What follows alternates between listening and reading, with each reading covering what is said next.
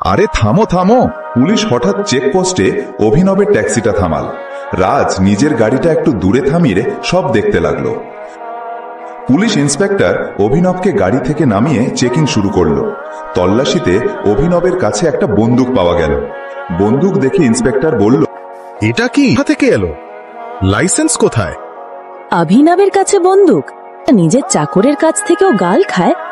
পুরনো গাড়িতে পেট্রোল ভরতে 500 টাকা ধার নেয়, আসল সত্যটা জানি না। বন্ধুরা, এই অভিনব একটা অপরাধী। এখন দেখো পুলিশ কিভাবে ওর কাছ থেকে সত্য বের করে। কমিশনারের সামনে মুখ খুল, আর হাত ছাড়, নইলে লাঠি দিয়ে পেটাব। দাও ওনাকে। এই চিৎকার শুনে আশেপাশে সব পুলিশ ঘুরে তাকাল। অনন্যা রাজও হতবাক হয়ে গেল। স্যার, ওনার ওপর হাত তোলার সাহস হলো কেন? আর অভিনব যে এতক্ষণ অপমানিত হচ্ছিল, এখন পুলিশেরাও তার সামনে কাঁপছে।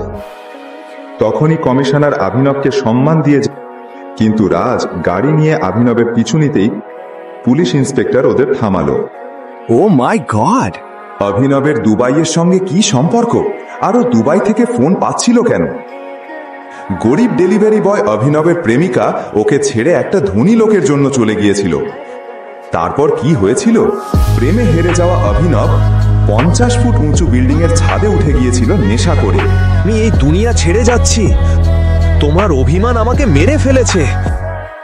সেই ধনী লোকটার সঙ্গে সুখে থেকো, আমি যাচ্ছি। ওর জীবনে ভাগ্য কি খেলা দেখাবে কেউ জানতো না। হঠাৎ অভিনব পড়ে গেল নুচে, কিন্তু কোথায় পড়ল সে? এটা কি? ও ঈশ্বর, আমি এখানে কিভাবে এলাম? হ্যাঁ, ছাদ থেকে পড়ে অভিনব পৌঁছে যায় শহরের সবচেয়ে সুন্দর ও ধনী মেয়ে আনান্যার বেডে, যে ওই সময় শান্তিতে ঘুমিয়েছিল। সে ঘুম থেকে উঠতেই জিজ্ঞেস করল, তুমি কে এবং আমার বেডে তুমি কি করছো? আমি জানি না কোথা থেকে এলাম, কিছুই বোঝা যাচ্ছে না। আমার মনে হচ্ছে আমি স্বপ্ন দেখছি। তোমার স্বপ্ন থেকে বেরিয়ে বলো। ও ঈশ্বর, এসব কি দিদি? এই ভিখারিটা তোমার বেডরুমে কি করছে? ও, বুঝতে পেরেছি। আমি নিজেও জানি না কিভাবে এখানে এলাম। আমি শুধু বলতে চাই আমি ছাদে ছিলাম। চুপ কর, পুলিশ আসবে আর পুরো সত্য উদ্ঘাটন করবে। না না দিদি, পুলিশকে কিছু বলিও না। হয়তো তুমি সিং পরিবারের মর্যাদা ভুলে যাচ্ছ। সিং পরিবারের সকল সিদ্ধান্ত এক ব্যক্তিই নেন, মহান রাজা হারদেব পাল সিং, আমাদের সম্মানিত দাদু। দাদুর নামে শুনে অনন্যার কপালে ঘাম জমতে। দেবপাল সিং কেবল শহরের একজন পরিচিত ধনী মানুষ নন, তিনি ছিলেন বেশ রক্ষণশীল ও কঠোর মানুষ, পুরনো ব্যবস্থার চিন্তার অধিকারী। তিনি স্যুট পরা মানুষ, কিন্তু মানসিকতা ছিল 500 বছর পুরনো। অনায়াসে অনন্যা ভয়ে কাঁপতে লাগলো। দাদু ফিরে এলে কি হবে সে ভাবতে লাগলো। অনন্যা, বের হও। দাদুর উচ্চ কণ্ঠ শুনে অনন্যা হতবাক হয়ে দাঁড়িয়ে গেল। এখন তুই এই ভিখারিটার সঙ্গে পড়ে থাকবি? উঠ, দাদু তোকে দেখার অপেক্ষা। কোথায় যাচ্ছিস ভাই? বড়রা ঠিকই বলেন, অ্যালকোহল স্বাস্থ্যের জন্য ক্ষতিকর। এখন দেখো, এখন কে রক্ষা করবে আমার দিদিকে দাদুর রাগ থেকে? আর তুই ডেলিভারি বয়, তোর তো যা তা হয়ে গেল। একজন ভাই তার বোনের সঙ্গে এমনটা করতে পারে? সে কি সত্যিই ওর ভাই? এই প্রশ্নগুলো অভিনবের মাথায় ঘুরে বেড়াচ্ছিল। এদিকে হারদেব পাল সিং একটি বড় সমস্যা বয়ে এনেছে। সাহস, বিয়ের আগেই কোনো ছেলে। অভিনবের হাতে একটি জিনিস দেখে, তোমার লজ্জা হওয়া উচিত। তুমি নিজে দাদু হয়ে নিজের নাতনির উপর হাত তুলছো, তাকে এভাবে অপমান করা। তুমি ঠিক আছো? এই কি ন্যায়? হঠাৎ পুরো ঘর নিশ্চুপ হয়ে গেল।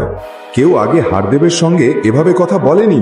এখানে একটা সাধারণ ডেলিভারি বয় শহরের একজন নামকরা মানুষের সাথে। মানুষ, কি সাহসে আমার দাদুর মুখের ওপর কথা বলিস? তোকে গুলি করে মারব। জানি, ওকে ছেড়ে দাও। আমি এই দরিদ্রটাকে বিয়ে করব না, আমি বিয়ে করব না। কে বিয়ে না করে এক নির্দোষ মেয়ে তার জন্য প্রাণ হারাবে। তারপর আর কি, 1 ঘন্টার মধ্যেই ওই একই হলে অনন্যা ও অভিনব বিয়ে হয়ে গেল। তাদের বিয়ের প্রথম রাতে অনন্যার মাথায় কেবল একটি চিন্তা ছিল। তোমার নাম কি? অভিনব, কিন্তু আমার বাবার আদর করে ডাকেন। সে যাই হোক না কেন আমার জানার দরকার নেই। তোমাকে দেখে তো গরিব ঘরের ছেলে মনে হয়, কিন্তু এতটা গরিব যে ডেলিভারি বয় হয়ে গেছো। ছি ছি ছি জামাই বাবু।